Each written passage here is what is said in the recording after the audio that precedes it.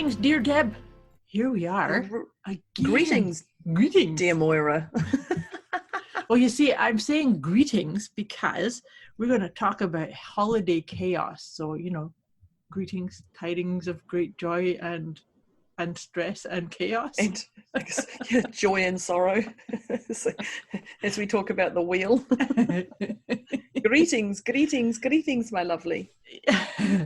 So, it's really funny. We're laughing and making fun about this idea, but holidays can feel like chaos when you've got so many have-tos and have to go to this function and that function. And, I've been watching myself change a lot in the last few years about buying stuff and presents. Have you, what's your experience of holidays, Christmas, New Year's, celebrations? There is so much pressure on people, but not only pressure on people, but I think personally we put way more pressure on ourselves than what others put on us. Like that's the heaviest thing. Our holiday season is, well, I'm going to say different to yours, but it's not. I mean, we all have Christmas and New Year, but most companies shut down about the middle of December. Okay. And then they don't start up again till the middle of January. Right. Our schools shut down the middle of December, and this is our summer season, and they don't start up till usually the first week in February. Wow. So not only do you have the Christmas chaos, and you've got school children leaving, you've got parties before Christmas happens, barbecues because we're in summer. And I was going to say, do you know what a barbecue is? Yes, we do. We do them too, just not so much in the winter. Yeah, that's it. Okay, just checking. I know you're not that far out of the realm. and then we have New Year, and then we have, everybody's in holiday mode, and then going back to work. Some parents have to go back to work in the middle of January or so, if their company's shut down. Right. Well, the other person stays at home and looks after the children for another couple of weeks or so before everybody's back into flow of school and then getting your children back into that flow is also another chaos, because they haven't had a structure to get out of bed in the morning. Right. They can eat their lunch at 10 o'clock in the morning and not be structured to, this is you're in a classroom, you're having to do this. So there's our holiday chaos can pretty much be 2 months in the Australia, New Zealand market, which is pretty scary, which is the same as our mid-year holidays, which is where you take the most of it. But it can take a 2-month period trying to juggle everybody, quote, and I put my fingers in the air to do the quotes, not fingers in the air any other way, but actually to explain that chaos and to juggle that. There's 2 months of that holiday chaos. Right. And so what you're explaining is what we would probably experience as our summer holidays, but you're actually have it added into what we experience as Christmas and New Year's too, because we don't have that amount of time off, but there is that stress and that sense of obligation, and I have to attend this party and I have to go. I'm just thinking about a client who, she loves Christmas, but her sense of obligation meant that every teacher of her children had to have a specific gift, and she would run around like a headless chicken, getting all these specific gifts and then going and delivering them herself. But of course she worked full time, and so she is super stressed out, super busy, because she was working on a project at work when she was telling me this, and having to do all this, but it was also self-imposed. And so when I tried to help her see that maybe she could do it in a different way, like maybe she could buy everybody just the same little token gift. And write the card differently. Yes. Yeah. Write the card differently. And then give it to them as you've, had the opportunity to see them, as opposed to setting it up. But so here's the thing that I think that's really important as a takeaway for our listeners to step into is, if you're feeling that it's chaotic and it's overwhelming, all the things that you have to do, look at how much you're choosing. Mm. What are you buying into or agreeing to doing that's not in alignment with what you really want? Yeah. You know? And I think I've got my little, goosies again, thinking about that, because it's what we think my fingers in the air again, should. Yeah. Going back into those shoulds. We've Damn word talked about them before. Yeah. But it's that what you should do. Society tells you should do. You should buy a present for all your teachers. You should do this. You should do that. And really, all it, with my daughter left school last year, and she gave a couple of gifts. In fact, I don't even know if she gave gifts. I remember she wrote, oh no, we did do a gift. That's right, we did. But there was a couple of teachers she didn't give to, and I went, oh, Cherub, you've got to give to those teachers. And she was like, no, I don't see them contributing to my life like the others did. Right. And I was like, oh no, because when everyone knows they got a gift and these ones didn't, they're going to be hurt. And she said, but Mum, this is not, I know they gave me stuff, but I would really like to give bigger to those ones who gave me such a massive value in my life. And so I was like, oh no, you're going to be judged, darling. You're going to have this. And she was like, no, I'm not. This is all I'm giving to. And these, and she wrote her notes, which were way meaningful, but she gave the ones who didn't get a gift, she gave them a note. Right. And I think that was possibly because of peer pressure from me, a little bit of my stuff, thinking, oh my gosh, if I'm in a group of people and everyone gets a gift but me, I'd be like, well, what about me? Did I not, right. But so that was my baggage I was putting in there. And she was very firm. No, they're not getting a gift. She could see the value of them. I can really see. I think that's awesome and a good attitude for all of us to buy into, because from both perspectives, I'm just feeling into the energy of what you just said from both sides. From the side of the one who's giving the gift, I want to be able to give gift because I truly want to give you a gift and it's coming from my heart. But right. On the recipient end, I love seeing people being given gifts from the heartfelt space. And it's different. It's giving a gift or giving a gift from the heart. There's two. Exactly. And so that's going back to the choice thing. So for me, in a setting like you're just describing, if lots of people around me are being given gifts like that and I'm not, that's okay.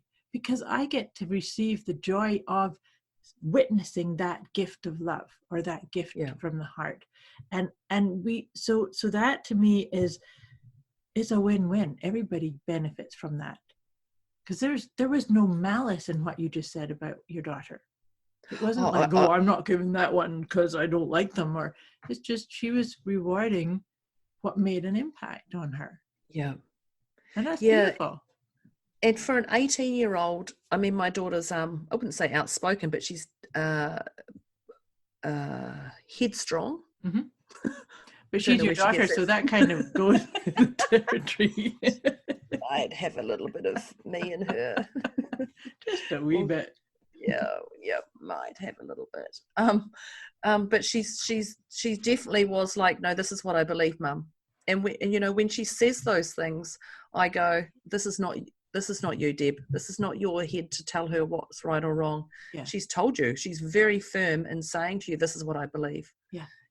And so you can't argue with someone or negotiate. This is actually her life anyway. If she wants to give them a gift, I just put the credit card out. So she's definitely value to me. It saved me money, but absolutely. But what's beautiful also about that is that she, I was saying about the choices. She knew her truth. She knew her truth, and she was confident enough to say, "This is how I roll. This is what's right for me." And confident enough to speak up to somebody who, because I do have a strong mind on certain things. I mean, there's definitely things I roll over and I pick and choose my quote battles.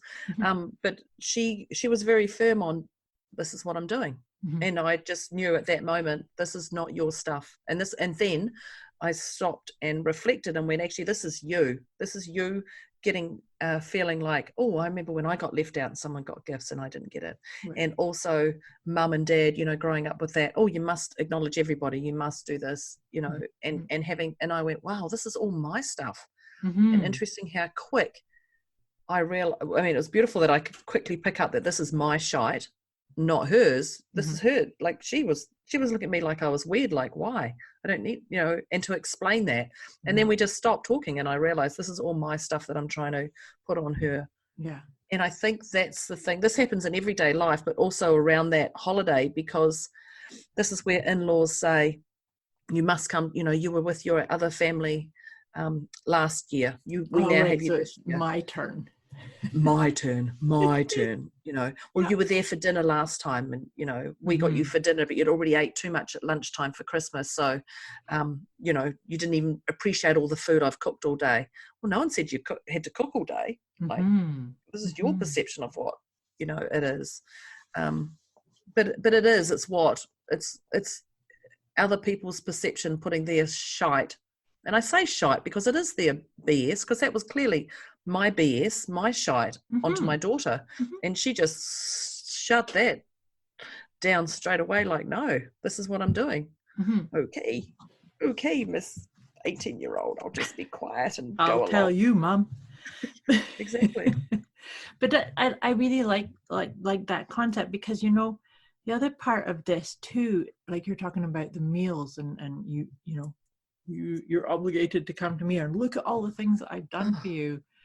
That's that. Look at all the things I've done. So my finger comes out and point there. Look at all the things I've done for you. Yeah. That's that guilt that they throw at you. Yeah. But I don't, I started saying this at the beginning of our conversation here. I've really noticed a shift in how I show up for Christmas.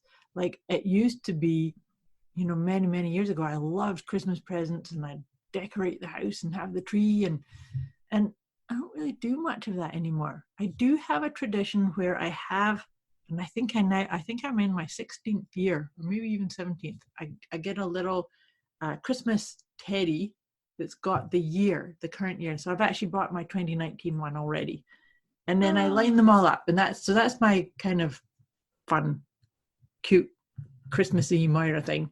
But I don't put up a tree anymore because it's just me and my husband at home. I love the Christmas lights and the season, but I really love experiencing. It's not about stuff. And I think it's the stuff that creates so much chaotic stress of, oh my God, I have this list and I have to buy X amount of stuff. For what? And then get all this credit card debt, and I've known people that it's like into end of January, February time before they recover. It's Well, I'm okay. So I'm known in the family as the Christmas grouch. I haven't put a Christmas tree up for possibly 8-9 years. Good for you. Or any decorations or anything, and people go, "But you're a single mum. You're a mother. Why do you not?" And I'm like, because it's in the. This is my excuse. It's in the attic. I have to climb up there. I have to get it down. I have to put it out. I've now got a dog. He'll want to play with it. If I leave, because I quite often leave my curtains open, and somebody can see it at night. There's, and I just have all these excuses. But I love going to people's houses who are so over the top with Christmas. I love that, but it's not me. And even, my daughter's been away this year, and I'm considering, this is as far as I've got, I'm considering putting a Christmas tree up just so she can go, wow, Mum, you've changed. But then the truth is, I ain't going to do it. Look, it's just doesn't happen. I have fairy lights. I have a beautiful little branch that has fairy lights that I have on all year round in my office. There's my Christmas tree. There you go. And, she made these little Jesus, Bethlehem cardboard ugly things that she made when she was younger, and they are up all year round. And I go, and she goes, any Christmas decorations? And I point at the corner. I go, there they are. They're still out there. All up already. I've had them for about 16 years now, 17, 15 years. There's your Christmas decoration. But it is the debt and the obligation, and even just separated parents. I just thought of then, waking up to your children Christmas morning. Mm-hmm. You know, there is that expectation of what it's like, you know, and being able to do that. And I think it's a shame that people can't get over their stuff, that they can share that. Like, they hold on to so much shite, and that's a joyous moment, you know, seeing your kids unwrap their presents, especially when they're younger. Yes. Yeah, well, I mean, Christmas, that kind of thing is definitely, that's a beautiful thing to see. Yesterday, I was at my in-laws' annual huge gathering, and I commented on that on our way home, is how many children there were in this gathering, and it's watching kids play and their excitement of the balloons and the tinsel and the, you know, and the Christmas present. But I think that as a consumer society, we go too far, because oftentimes we bloody do. Yeah. Oftentimes, like, so here's the other part, just to finish my concept of how I've changed from being very into the Christmas part in the present, is that I'm way more, let's have fun, let's have experiences. I do buy, my husband and I have a stocking, and we open them up, and it's just like silly little trinkets, pair of socks, and some, you know, little bit of fun, quirky. Yeah, fun, quirky little desk type, some crystals, I'm into cross-stitching, so I might get a cross-stitching pattern in there, stuff like that, but just little What things. you give to him? No, I buy and say that, and then say he gave it to me. Okay, yeah, perfect. Here you go, sweetheart, I want to see you try this. Here, this will calm you down. Yeah. But I'm thinking about kids, like, you know, how about having it that it's a game, and that you all get to play it together under the Christmas tree with the lights on, and having some eggnog or something, as opposed to lots and lots of things that it's a mess. You know, it's such a mess when you have too much. Yeah, I had I was recently with a friend who's was having a birthday.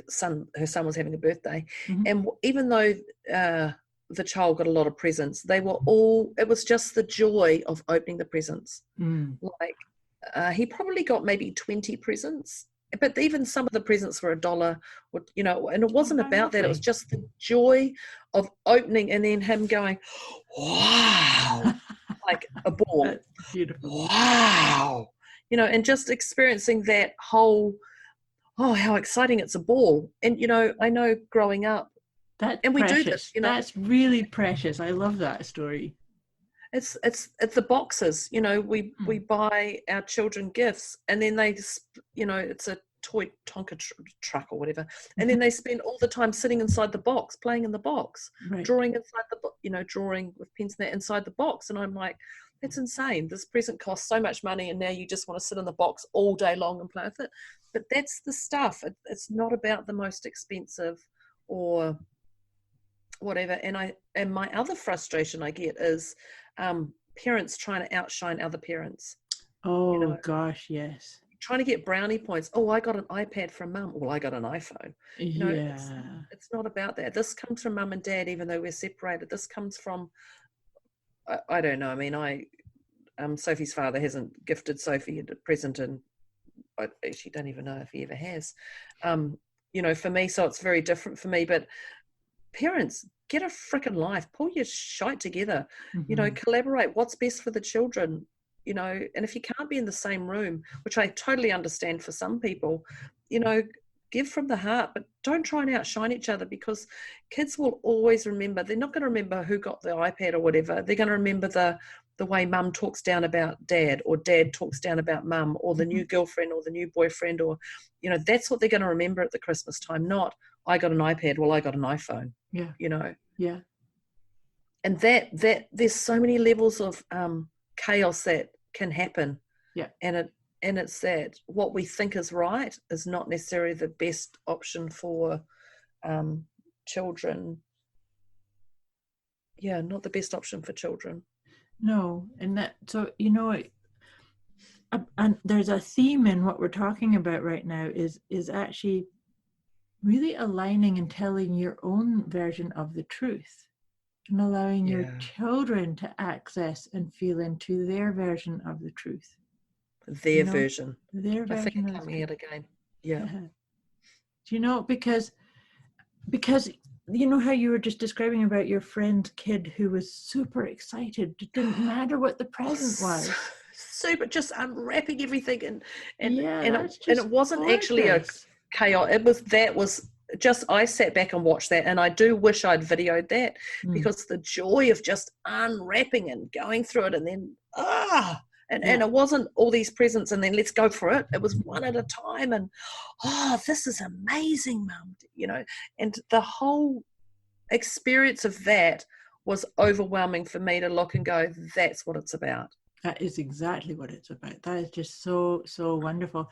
And because then if you think about somebody who, if there is a competitive thing, mum's got to outshine or dad's got to outshine when they're separated, and trying to one up each other. That is one up, yeah. Where does that get anybody? That's not going to help the kid feel good or feel loved or enjoy any differently the present. You're setting up mindset patterns that are going to stay, especially if they're younger. It's you're setting up what it's going to be like forever. Yes. If they get separated, they've already realized, if they grow up and they're 5 and they're seeing this sort of stuff in 7, 10, 14, 15, when they get into a relationship and then they break up, potentially if they break up, they've already got their pattern of what it should be like in their mind. Not only that, but, and I'm going to go a wee bit woo-woo on you here. Go for it. Not only that, but you think about the energy that the parent or somebody competing imprints on the gift. Doesn't matter what it is. But if you're giving it, remember I was saying earlier about giving gifts from the heart? But if you're giving gifts from a sense of, I'm going to show that I'm more loving and more entitled or more, caring of my child because I'm investing in I gave them the iPod, not the, I gave them the iPhone, the phone instead of the. All of that creates energy that you're imprinting onto that gift. And then it's almost like you're putting that into your child's energy bubble too. Yeah. Which that to me creates even more chaos without even really paying attention to it, right? Yeah. But I don't know if a lot of people like about that energy, that's actually a great discussion, because that alone, if when I send my mailing out, my mailers out, I outsourced it once and I got someone to do it, and I had no response, and I was like, what is going on? This is really weird. The people didn't open it as much. I didn't get the response. I didn't get the questions coming back, and I'm like, this is weird. So I got them to do another one, and I had the same, and I'm like, wow. So when I read it, I read it and I felt it. And then I realized, oh my gosh, it's the person I outsourced it to. And I went back to them and I said, what's going on? Can you go back to this particular? And they were just like, oh, I was having a really bad day. And, it was like they were typing like this. And then I went, you've got to stop doing this. Mm-hmm. And that alone was very powerful for me to go, okay, they don't like doing my mailers. Get someone else can't do it. They can't do it. To put that content and send it out, because it is that energy. And, even just separation of parents, people go, oh, well, I'll wait till my children have left school. You know what, sweet cheeks, they already know that mum and dad are not getting along, or mum, dad. They already know that the two parents. So wake up now. Yeah. They're not blind. Don't think you're going to stay together because, the children think it should be right. But deal with that energy. Do you know the other thing? And I've said this to many clients who have said exactly what you just said, that those parents are teaching their children to be that way. So they're telling them, if it's a daughter, they're telling the daughter, no, you stay in a relationship even though you don't get on and you don't communicate and you don't get the loving attention you need. And the same for boys, right? It's like, no, you're teaching you how to communicate. And so you're crafting. That's soul destroying. It really is. It really is. And so like you said, it's like, oh, well, I'll wait till my kid's this age, or I'll wait till they're. So it's done. Kid knows before it was even entertained by you. Well, what the status of your relationship is. Yeah, if that child hears you argue, what do? They run away, they hide, they don't want to hear it. And then they just think that's the norm. Well, it doesn't have to be the norm. It doesn't have to be the norm, but you know something? This is something that I talk about when I'm teaching people about intuition. Because in this little scenario that we're talking about a kid, let's say a kid witnesses or hears mom and dad arguing. Yeah. And the kid comes into the room and says, Mom and Dad, why are you arguing about? And they go, nothing. That's the first one. Nothing. And nothing. Then nothing. So guess what happens here? This is what happens to that child is two things. One is, well, I must be really deluded then, because I swear I know I felt that energy. I heard the crosswords and I felt that angry energy. Saw, heard, and felt it. Yep. Totally. And so now they're saying, well, and I don't read energy. I'm stupid. I don't have any intuitive gifts. Yeah. So they shut that part down.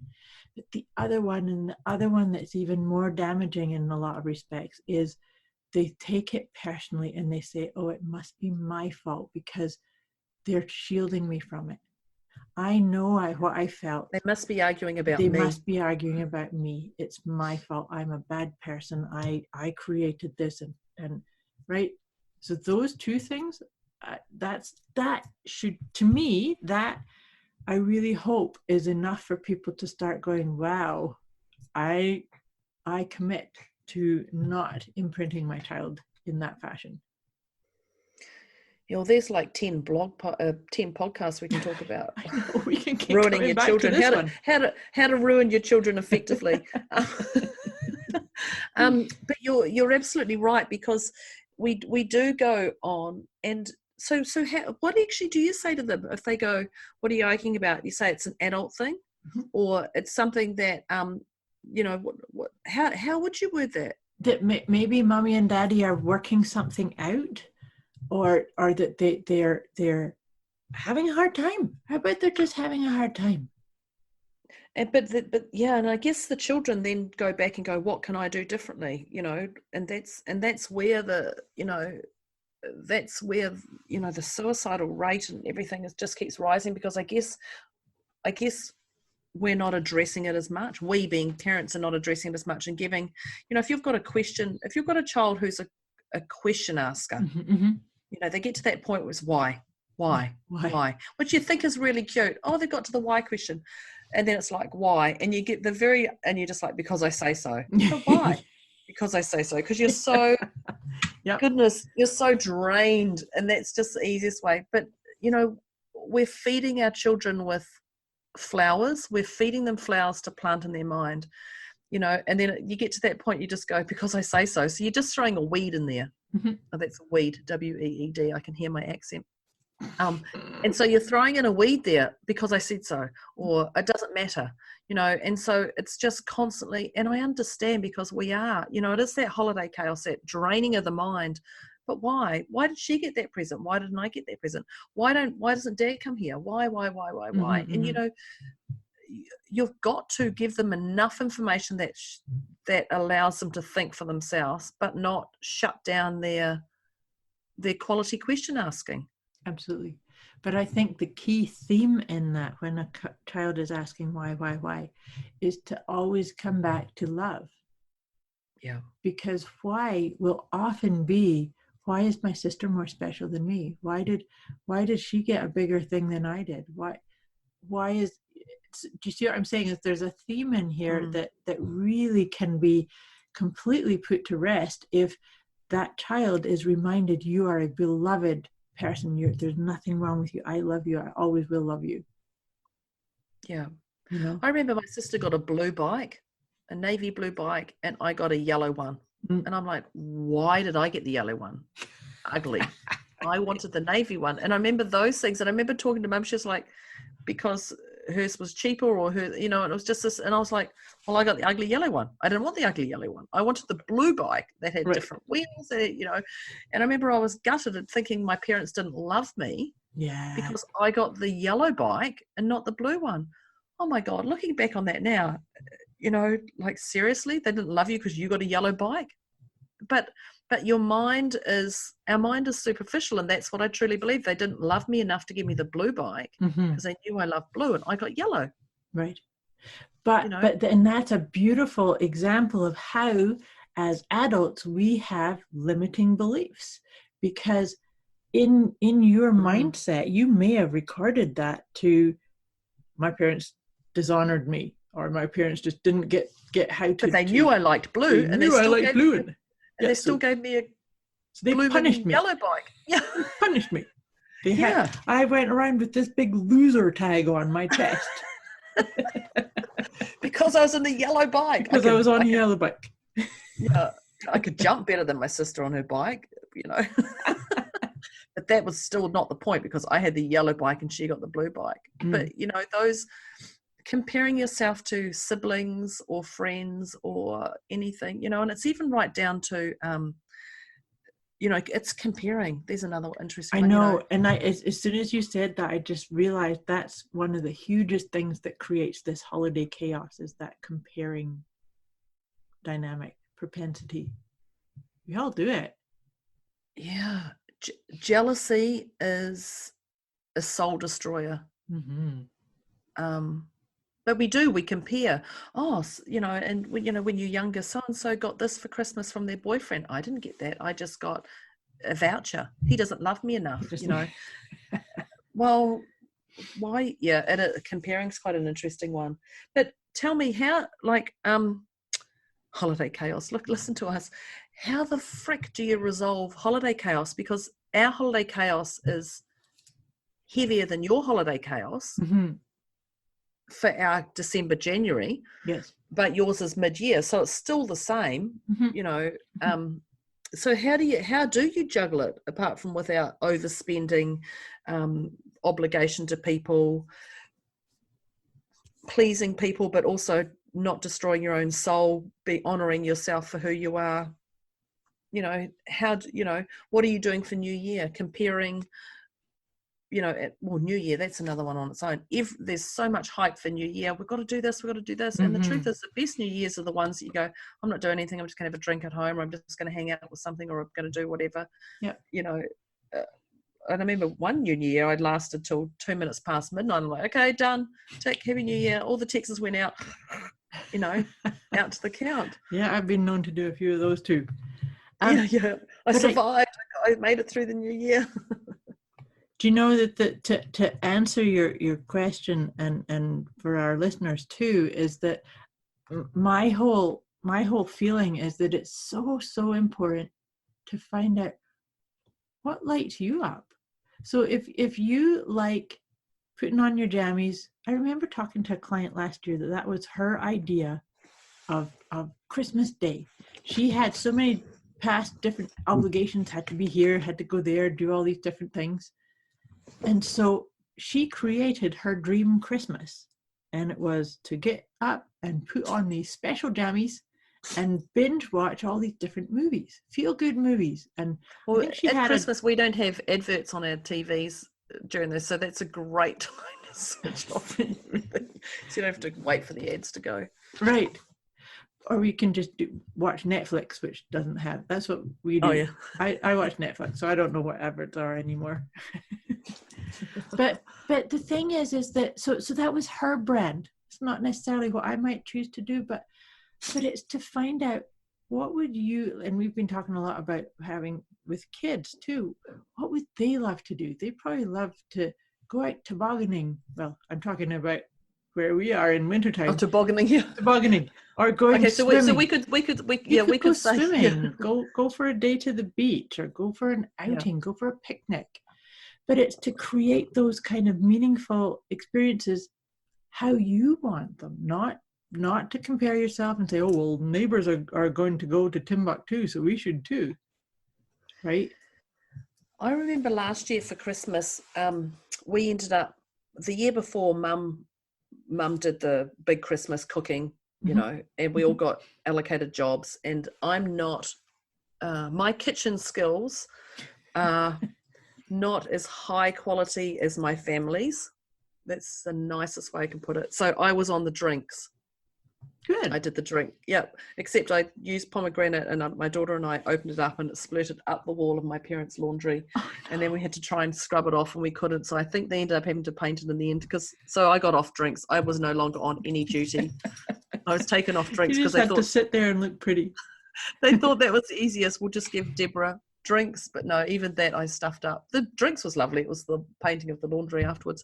But last year we ended up going out for lunch, a dinner lunch. Mm-hmm. And I remember telling a friend, and they were like, what are you doing? And I said, oh, we're driving, 45 minutes. We're going to this beautiful restaurant.